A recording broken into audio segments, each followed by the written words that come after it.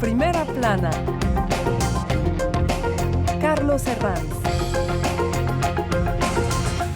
Bienvenidos en Primera Plana, un programa de Radio Francia Internacional y de France 24. Esta semana ponemos el foco en un tema deportivo, la carrera ciclista por excelencia que este mes de julio se disputa aquí en Francia, el Tour de Francia. Para ello nos acompañan en este estudio Damien Lemaitre, periodista deportivo en el diario L'Équipe. Bienvenido, Damien. Muy buenas. Mi compañera Ana María Ospina, periodista deportiva aquí en Radio Francia Internacional. Bienvenida. Gracias.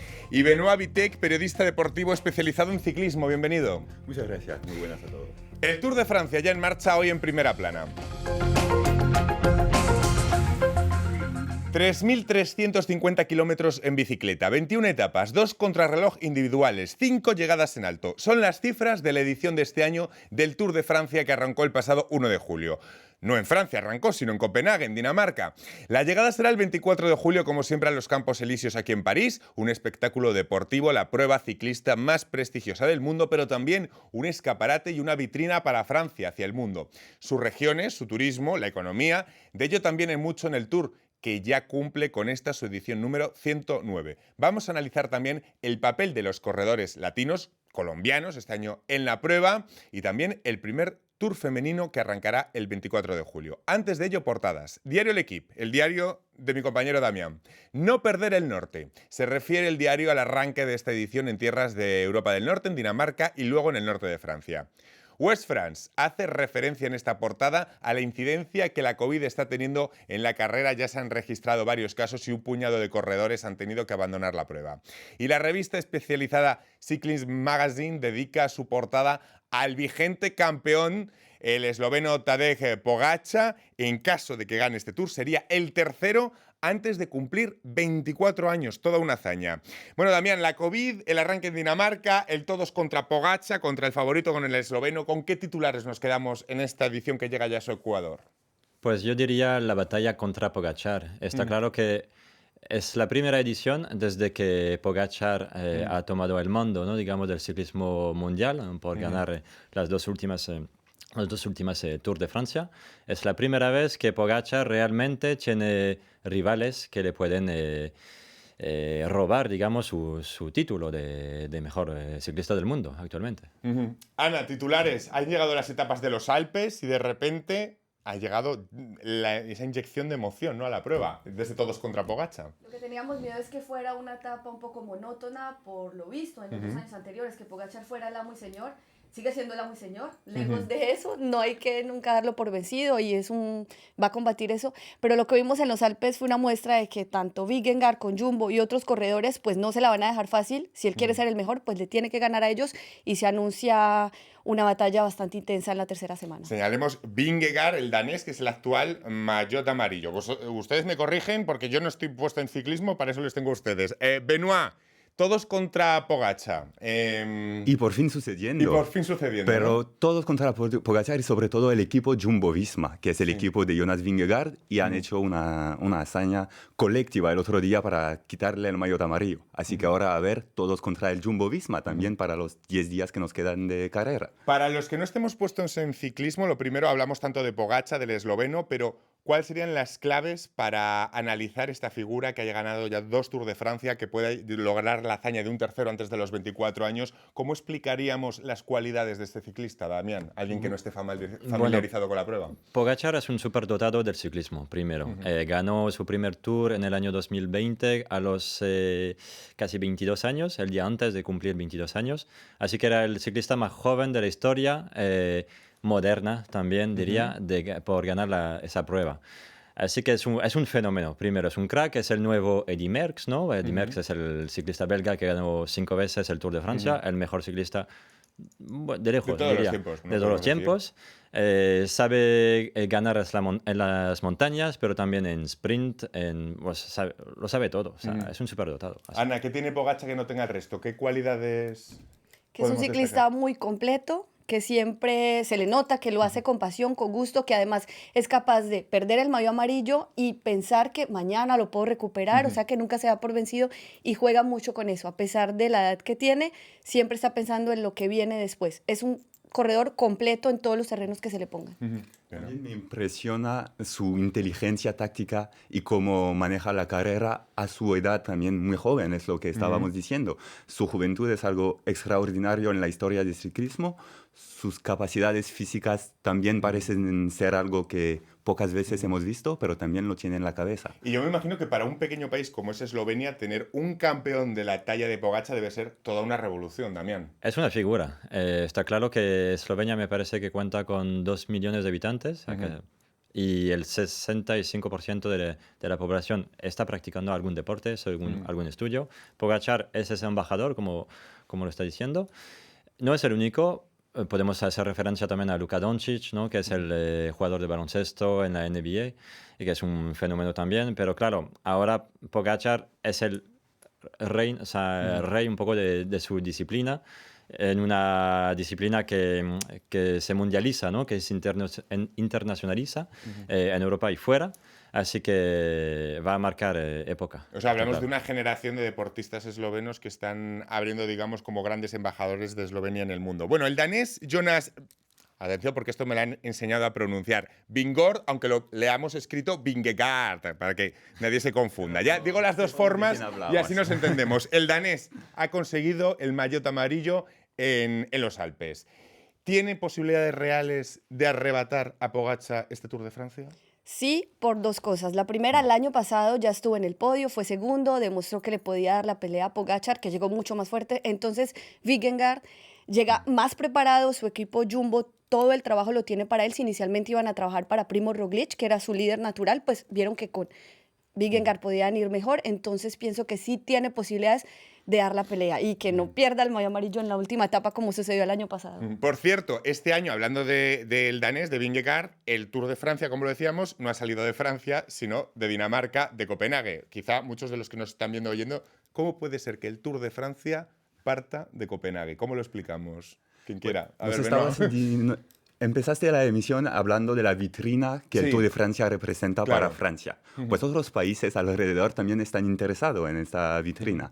Y ya son casi 70 años, desde los años 50. Países Bajos fue el primer país fuera de Francia en acoger la salida oficial del Tour de Francia. Se han dado cuenta de lo interesante que puede ser tener un evento mundial como el Tour de Francia, y este año pues ha sido Dinamarca, que también es un país que tiene muchísima cultura ciclista. Son 20, 25 años que tenían esta idea de salir, de hacer el Tour, salir desde Dinamarca. Han tenido problemas con dopaje, con varias cosas de la historia del Tour y del ciclismo. Tenían que hacerlo el año pasado, no han podido por COVID, pues han venido este año y ha sido un éxito absoluto. Por cierto, que Ana estuvo cubriéndolo, mi compañera Ana estuvo allí en Copenhague. Cuéntanos qué ambiente se vivía en Dinamarca, en esa salida. Quiero añadir que hace años que lo querían hacer, que Copenhague es la ciudad mundial del ciclismo. Todo el mundo se transporta en bicicleta. De hecho, tuve la fortuna de llegar al aeropuerto en bicicleta, algo que nunca había podido hacer con mi maleta para poder tomar el vuelo de regreso a París. El ambiente fue increíble. Se veía un amor y una pasión por el Tour de Francia, pero por el ciclismo en general, incluso celebrar a todos los ciclistas sin importar la nacionalidad. La cantidad de gente que estuvo en la presentación de equipos nunca lo había visto en otras ciudades, incluso aquí en Francia o en España, donde son tan apasionados, y la gente conocía de lo que estaba hablando. Parecía un concierto de rock, si lo puedo resumir de esa manera, y en las etapas tanta gente en las calles, pero con un respeto por los ciclistas. Nadie se les iba encima, los dejaban respirar, los dejaban hacer su trabajo, que es competir, algo que mucho criticamos, y allá había un respeto por el trabajo de esos corredores que durante 4 horas pedalean, sudan y pelean para ganar. Y lo respetan tanto que, pues, que estaban ahí, siguiéndolos y aplaudiéndolos. Un país, desde luego, con mucha cultura ciclista, ¿no? Dinamarca, también. Sí, Dinamarca, bueno, además tiene corredores bastante buenos, ¿no? Dentro del pelotón también hay ese aliciente por el público, ¿no? Para el público de poder apoyar a sus ciclistas. Y, por ejemplo, Magnus Cort Nielsen llevó el maillot de mejor escalador durante una semanita, ganó una etapa, así que, claro que a nivel deportivo también la cosa está viviendo ahí muy fuerte en Dinamarca. Carlos, pero no hay montañas, hay que decirlo. Ah, no hay Copenhague es plano el país, Dinamarca es plano. en sí, medio sí, sí. del A Mar del Holanda le Norte. pasa lo mismo, ¿no? Hay países con mucha tradición de bicicleta que no es como el suyo, como Colombia, que precisamente se distingue por tener una orografía mucho más complicada, ¿no? Pero lo señalo porque muchos de los corredores que ahora vemos son escaladores, es porque han viajado durante viajado. sus vacaciones a prepararse en montaña en los Alpes franceses o en los Alpes suizos para poder competir en el Tour y ser Claro, porque un profesionales. buen escalador holandés o danés, desde luego, no ha practicado mucho en su país, ¿no? Benoît. Vingegaard ha crecido en el norte de Dinamarca, donde lo único que encontraba era llano, arena Arena. y viento. Pero luego, ¿cómo se ha convertido profesional? Haciendo tiempos récord en subidas de Andorra. Y ahí pudo demostrar su talento de escalador. Pero no lo pudo hacer en Dinamarca, obviamente. Más asuntos. La COVID. ¿Cómo está influyendo la COVID en la prueba? Porque ya van varios corredores, un puñado de corredores que se han tenido que retirar. Pues también. los 17 abandonos que llevamos, ¿no? Después de 10 días de carrera, Sí. más o menos, me parece que son 6 los corredores que tuvieron que abandonar por sufrir, por padecer el COVID, y 6 corredores, pero también directivos, asistentes y demás. Mucha gente está afectada ahí, me parece, ¿no? En la burbuja del Tour, digamos, así que hay cada vez más restricciones dentro de la carrera hacia los periodistas, pero también el público en general. Creíamos que iba a ser el primer Tour con cierta normalidad, pero parece ser que no. Las primeras etapas se vio cierta normalidad para el trabajo y señalar que este año las reglas cambiaron. El año anterior sí 2 corredores o 2 integrantes del equipo tenían COVID, pues todo el equipo debió abandonar. Había mucha más seguridad en eso. Este año... Es el caso del equipo de Tadej Pogačar, que han Por tenido ejemplo. 2 corredores que tuvieron que retirarse. El manager también se ha ido de la carrera y tiene otro corredor que ha dado positivo, pero con nivel de infección bastante bajo para que no represente un peligro para los otros alrededor. Así que siguen aún teniendo 2 positivos y aún más que en años precedentes hubiera significado nos vamos a casa. Y ahora significa de pronto correr menos como equipo y buscar otra estrategia. Además, el Tour ha aconsejado a los ciclistas evitar selfies y autógrafos por la COVID ante el aumento de casos, algo que parecía increíble hace un mes, pero la Unión Ciclista Internacional, por lo que se ve, ha reactualizado el protocolo, ¿no? Si no me equivoco. Claro, los casos subieron tanto que durante las primeras etapas había mucha más libertad, lo señalaba en Copenhague, estaban los ciclistas más cerca de su público, pero tuvieron que tomar esta medida para evitar que pues, se vuelva un problema ya hacia el final del Tour, ya llegando a la mitad. Ante el aumento de contagios también que estamos viviendo aquí en Europa. Me quedan muchas cosas por preguntarles, entre ellos el Tour de Francia femenino, que por lo que se ve va a empezar justo el 24 de julio, cuando acabe el masculino. Y también les quiero preguntar cómo influye económicamente para la economía francesa toda la prueba. Va a ser en unos minutos, hacemos una breve pausa y enseguida continuamos aquí en Primera Plana. Hasta ahora.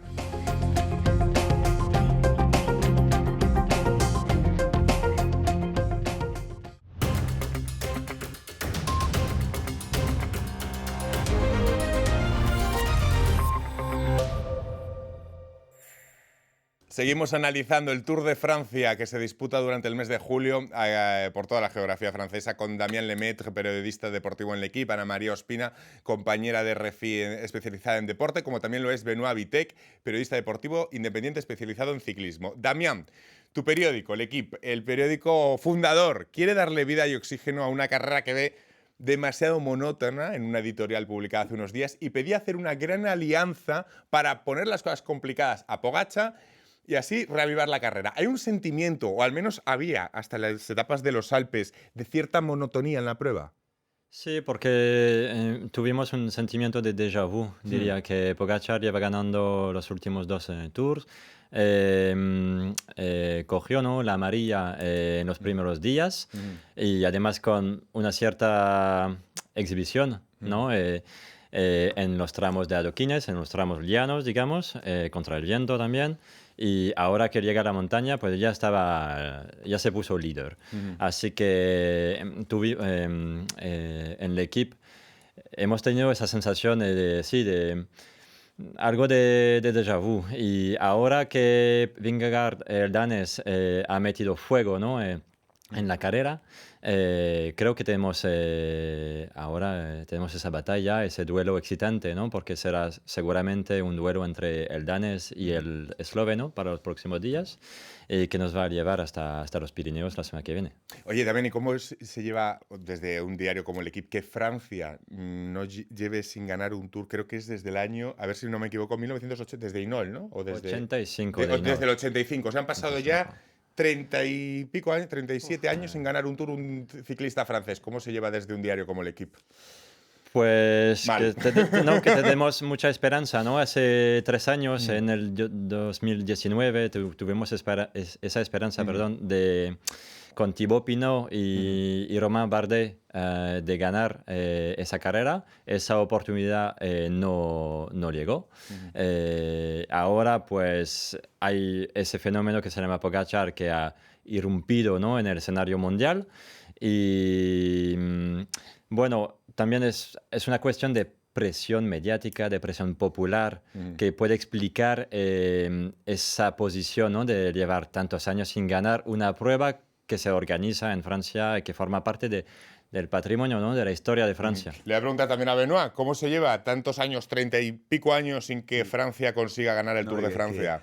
En el 2019 Francia estaba loca para Pino y también para Alaphilippe, porque es que además de no haber tenido un ganador del Tour durante 37 años, hubieron 15, 20 años en que ni había ilusión. Ningún francés estaba en capacidad de luchar para esto.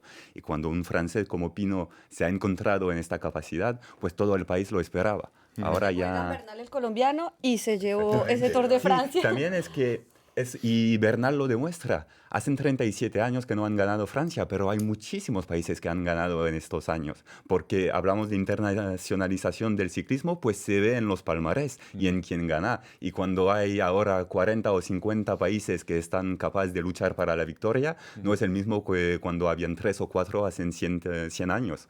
Y por eso entonces ahora hay que esperar, Francia tiene que esperar su turno.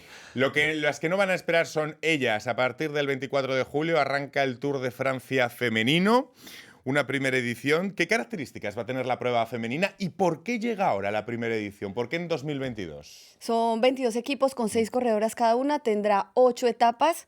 Para resumirles, 4 planos, 2 de media montaña, perdón, y 2 de alta montaña. Van a visitar todo el este de Francia y tendrán corredoras de talla internacional tan importantes como Mariana Vos, Van Vleuten, Elisa Longo-Borghini y yo Una dejo a una colombiana también. Paola Patiño, De que, Movistar. que viene de La Ceja en Antioquia y es muy animada para Paola esto. Patiño, o sea, la corredora colombiana, Sí. ¿no? Del equipo español Movistar. Anotamos, venga. Nota para seguirla. Y porque esta vez, pues, el Tour decide tenerlo, incluso su primera etapa va a salir desde la Torre Eiffel antes que la última etapa de los hombres que llega a los Campos Elíseos para darle toda esa vitrina, pues Benoit, que estará cubriendo la carrera, lo dirá mejor que yo. ¿Por qué esta vez? Porque ya han esperado muchísimo, han esperado mucho. Pero El entonces lo hacen un ciclismo... poco por arrastre, ¿no? Cuando se espera tanto y no se le da el foco a ellas, también se hace porque otras disciplinas, otras carreras, otras competiciones lo hacen y al final lo tienes que hacer un poco por arrastre, ¿o no? También porque el ciclismo de ruta ha sido machista y no ha, Claro. no ha dado a las mujeres el hueco que merecen en cualquier sitio Sí. de la sociedad. Y en ciclismo de ruta eso no ha existido hasta los últimos años, Sí. que ahora ha crecido. Ha crecido pues, hasta tener un Tour de Francia. Los grandes equipos de machos también ahora tienen equipos de mujeres. Y hay otra prueba como el Paris-Roubaix, que es una de las clásicas más emblemáticas del ciclismo. La reina de clásicas es famosa por ser muy dura por el tema de los paves, que es algo brutal. Pues las mujeres han tenido el primer Paris-Roubaix femenino el año pasado y han demostrado que están capaces de hacer eso. Eso también lo que decía Paola Patiño. Yo hablé con ella el mes pasado Sí. y me decía que cuando empezó ciclismo lo hizo con una figura local, Hernando Gaviria, que es el padre de Fernando Gaviria, uno de los mejores velocistas del momento. Hernando Gaviria, que es entrenador, le decía, vente a hacer ciclismo conmigo. Y Paola le decía, pero ciclismo es un deporte de hombres. Yo solo veo carreras de hombres y no me veo un futuro aquí. Es demasiado duro para mujeres. Pues ya vemos que no lo es, no es demasiado duro. van a tener su oportunidad y cualquier chica en el mundo puede también soñar con hacerlo. Claro, por supuesto, siempre hay que romper esos techos. A veces lo social se cuela en lo deportivo y esta semana vimos un parón en mitad de una etapa producido por un grupo ecologista, Dernier Renovación, que hace un mes obligó también a parar un partido de tenis en el Roland Garros.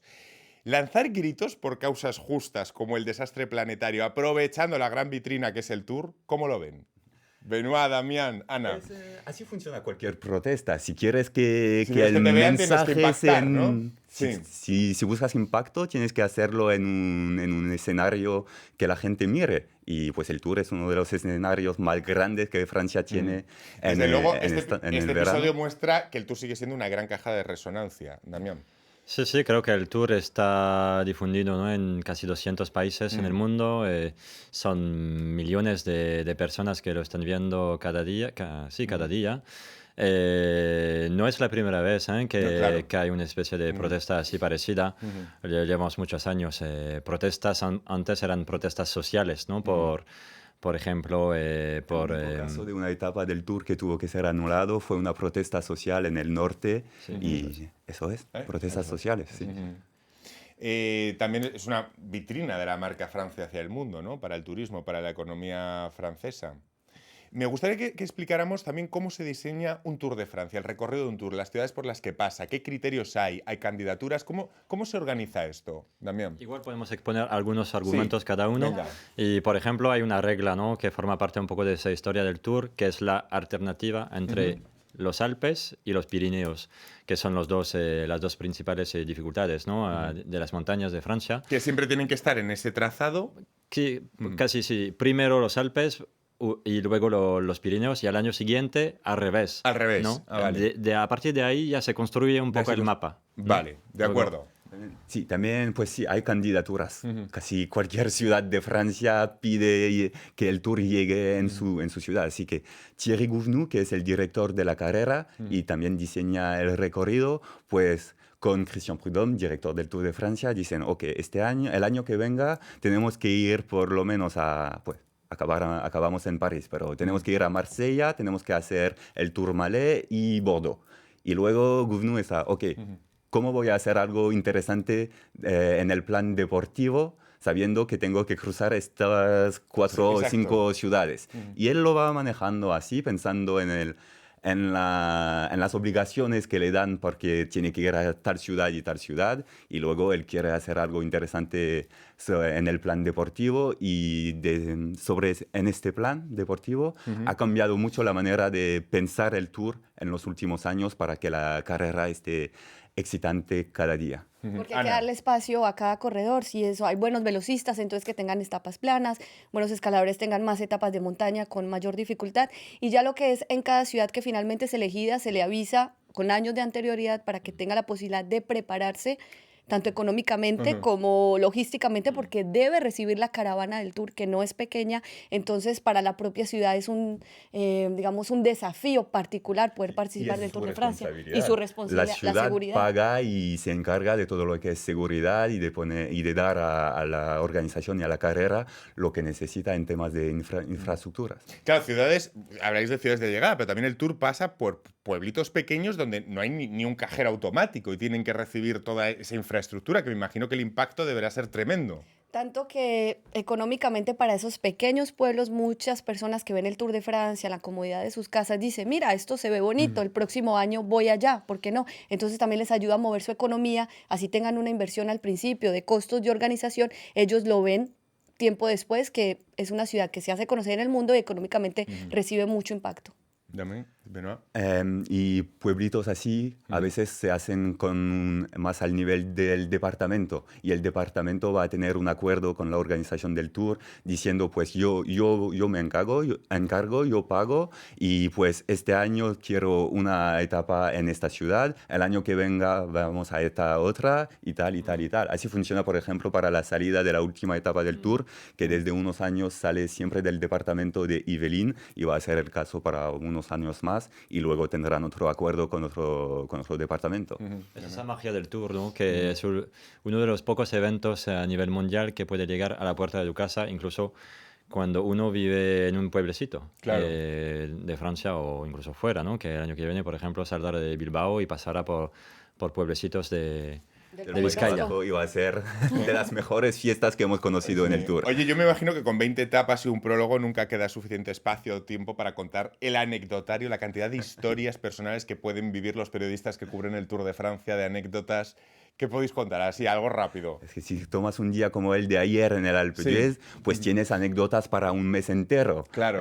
No sé si es ayer o el día de antes que Wout van Aert, que es una de las superestrellas de este Tour este año, está bajando el último puerto, pues lo está bajando después de la etapa, ya ha acabado su día, lo está bajando en su bici con su maillot verde, que significa que es uno de los mejores de la carrera, y se encuentra con tíos al lado de la carretera, se para y están cambiando ruedas, así que tienes uno de los mayores campeones del deporte, cambiando una rueda y sus neumáticos con un amateur que solo estaba aquí a mirar el Tour. Llega otro inglés que le da aire, una bomba de aire para ayudarle con este incidente mecánico, y Van Aert le dice, pues, mira, sácame el maillot, eso es tuyo. Y así, es que el ciclismo es el deporte en el que cada campeón habla con cada fan. Pues nos quedamos con